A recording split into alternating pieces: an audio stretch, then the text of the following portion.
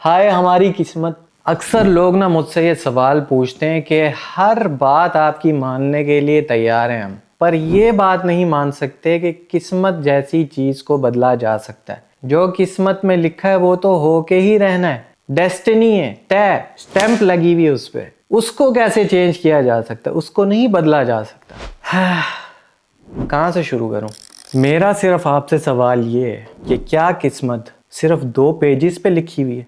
जो 2 पेजेस पे लिखा है क्या वो ही आपकी टोटल किस्मत है? एक तो ना हमारा किस्मत को लेके कॉन्सेप्ट इतना ख़राब है, इतना करप्ट हुआ है कि हमें समझ ही नहीं आती कि किस्मत जैसी चीज़ को हम इतना हल्के में ले लेते हैं और हम कहते हैं कि यार ये तो किस्मत में लिखा था, होना ही था, होने को कौन ही टाल सकता है। तो यहाँ पे मैं आपका थोड़ा सा दिमाग ठिकाने पे लाना चाहता हूँ। तो मैं इसको एक मिसाल से समझाता हूँ। जैसे आप अपनी टिकटॉक या इंस्टा फीड को स्क्रॉल करते हो, आपके सामने वही वीडियोस आती हैं जो आप देखना चाहते हो या कॉन्स्टेंटली इंटरेस्ट रखते हो देखने में। और टिकटॉक और इंस्टा का एल्गोरिथम इतना स्मूथली काम करता है कि आपके मूड के हिसाब से आपको वीडियो सजेस्ट करता है। और फिर बात वहीं ख़त्म नहीं होती।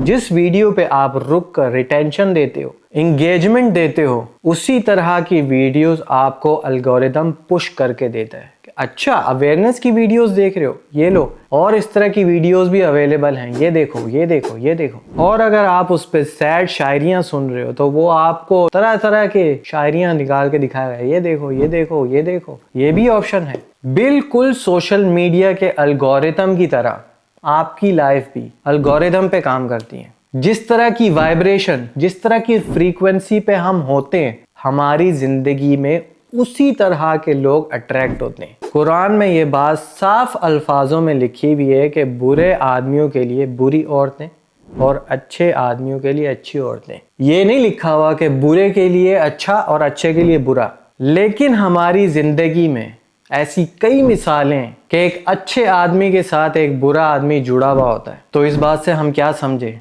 कुरान में गलत लिखा हुआ है? नाउजुबिल्ला। नहीं, बिल्कुल नहीं। दुनिया की हर चीज जो है अपने कानून के मुताबिक काम कर रही है। जो लॉ जिस चीज पे लागू होता है वो उसी तरह काम करती है, उससे डिफरेंट बिल्कुल नहीं। मेरे व्यूवर्स की ही मिसाल ले लेते हैं। कई मेरे व्यूवर्स हैं जो इस चीज़ को अप्रिशिएट करते हैं कि अच्छा सोचना चाहिए, अपनी वाइब्रेशन हाई रखनी चाहिए, हायर फ्रीक्वेंसी पे रहना चाहिए, लेकिन उस पर उनका बिलीफ नहीं है। और दुआ मेरे दोस्त, जितने यकीन से की गई हो उतनी ही उसकी कबूलियत मुमकिन होती है। और अगर आपके दिल में डाउट हो कि यार ये दुआ पूरी नहीं हो सकती, ये पॉसिबल नहीं है, ये कैसे मुमकिन है, तो उस दुआ को उतनी ही ताख़ीर मिलती है। अब समझ लेते हैं कि लाइफ में अच्छों के साथ बुरे और बुरों के साथ अच्छे क्यों जुड़ जाते हैं। जब एक इंसान नाइव होता है, अपने आप को कमज़ोर फील कर रहा होता है, ब्लेम कर रहा होता है कि यार मेरी ज़िंदगी में कुछ भी अच्छा नहीं है, मैं अच्छा सोचता हूँ पर लोग मेरे साथ बुरा कर जाते हैं, मैं तो अच्छे ख़यालात का मालिक हूँ लेकिन लोग अच्छे नहीं हैं, लोग धोखेबाज हैं, लोग ऐसे हैं, लोग वैसे हैं। जब वो अपनी हायर फ्रीक्वेंसी को छोड़कर लो फ्रीक्वेंसी में आ जाता है तो उस वक्त उसकी फ्रीक्वेंसी से मैच होने वाला हर बंदा उसके पास अट्रैक्ट होता है। गो कि वो अच्छा ही क्यों ना हो, लेकिन उसने अपनी वाइब्रेशन, अपनी फ्रीक्वेंसी को इतना लो किया होता है कि लो फ्रीक्वेंसी वाला आदमी या पर्सन उससे मैच कर जाता है और उसकी लाइफ में आ जाता है। और फिर ये पर्सन जो वाकई अच्छा होता है वो रिग्रेट करता है कि मैं इस रिलेशनशिप में कैसे आ गया, कैसे फंस गया। और यहाँ सबसे ज़रूरी चीज़ है अवेयरनेस। ज़रूरी नहीं है एक इंस्टाग्राम की रील या एक टिकटॉक की वीडियो आपके कैरेक्टर को डिफाइन करे। आपकी ज़िंदगी में ख़राब लोग भी जुड़ते हैं, अच्छे लोग भी जुड़ते हैं, मैनिपुलेटिव लोग भी जुड़ते हैं और इमोशनल अवेयर लोग भी जुड़ते हैं। फ़र्क सिर्फ इतना है कि किस पर आप टाइम इन्वेस्ट करते हो। एक खराब रील देखने से पूरी आपकी फीड में कचरा भर जाता है। इसी तरह एक खराब इंसान को मौका देने से अपनी गुड फ्रीक्वेंसी को डिस्टर्ब कर लेते हो। बेशक के किस्मत में लिखा हो सकता है उसका आपकी जिंदगी में आना, लेकिन पर्पस सिर्फ एक ही था, सिर्फ एक, और वो ये कि आप स्पिरिचुअली अवेयर हुए हो या नहीं, आपने अपना सबक सीखा है या अब तक नहीं, और अगर आपने अपना सबक नहीं सीखा होता तो वो बैड पर्सन आपकी लाइफ में एक सबक बनकर आता है, आपको सबक सिखा कर जाता है। और उसके जाने पे भी अगर आप वो सबक नहीं सीखते तो उसी से मिलता जुलता शख्स दोबारा आपकी लाइफ में एंटर होता है और ये सबक लूप में रिपीट होता है जब तक आप वो सबक सीख ना जाओ, स्पिरिचुअली अवेयर ना हो जाओ। हमारी लाइफ में हर चीज एक प्रोसेस से गुजर रही है, सिर्फ उस प्रोसेस का ना पता होना, उससे अनअवेयर होना हमारे लिए मुश्किलें खड़ी करता है। अगर मुझे पता हो मैं अपनी फ्रीक्वेंसी हाई रखूं, हाई वाइब्रेट करूं, तो इस तरह के कोई लल्लू पंजू लोग मेरी लाइफ में नहीं जुड़ सकते। तो आपने ऑलरेडी एक माइलस्टोन अचीव कर लिया। फिर किसी वजह से आप अपनी हाई फ्रीक्वेंसी को छोड़कर लो में आ जाओ पर अवेयर हो उस चीज से, तो सेम फ्रीक्वेंसी के लोग जुड़ने पर भी आप उनको अपनी वाइब्रेशन डिस्टर्ब नहीं करने दोगे, आप उनसे पहले ही दूरी इख्तियार कर लोगे। जिस तरह एक खराब वीडियो आपके फॉर यू पे आती है और आप उसको स्किप कर देते हो, इसी तरह आप इंसानों को भी अपनी लाइफ में स्किप कर सकते हो, पर आप उस जगह पे रुकते हो, उनको समझते हो, समझने की एक्टिंग करते हो, उन पे इन्वेस्ट करते हो, उनको तोड़ मोड़ के अपना जैसा बनाने की कोशिश करते हो, तभी आप अपनी एनर्जी से निकलकर उनकी एनर्जी में दाखिल हो जाते हो और फिर लाइफ को ब्लेम करते हो कि हमारी तो किस्मत में लिखा था।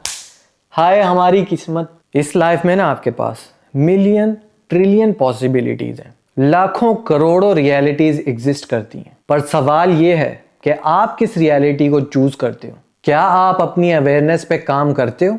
क्या आप अपनी बाउंड्रीज सेट करते हो? क्या आप मैनिपुलेशन, झूठ, धोखे को एक्सेप्ट करते हो? क्या आप अपनी वैल्यूज को अपनी लाइफ में इंप्लीमेंट करते हो? और अगर आप कुछ भी नहीं करते तो आपका लाइफ से रिग्रेट करना बनता है, आपका खुदा को ब्लेम करना बनता है, आपका हालात को, किस्मत को, लोगों को, सबको ब्लेम करना बनता है। एक बात मेरी याद रहे, हमारा इस लाइफ में आने का मकसद ही ग्रोथ करना है। इस दुनिया में खुदा के कानून के मुताबिक कोई ऐसी चीज नहीं है जो ग्रोथ ना करे, और जो ग्रोथ नहीं कर रही वो ऑब्वियसली डेड है, मर चुकी है। तो अगर आपका माइंडसेट भी ये है ना कि मुझे जरूरत नहीं ग्रोथ करने की, मैं जैसा हूं, जैसी हूं, अपनी स्किन में बहुत खुश हूं, मुझे किसी के लिए बदलने की जरूरत नहीं है, मुझे खुद को अवेयर करने की कोई जरूरत नहीं है, जिसको मुझे पाना है, जिसको मुझसे चाहत है, मुझे ऐसे ही कबूल कर ले, मुझे कुछ भी बदलने की जरूरत नहीं है।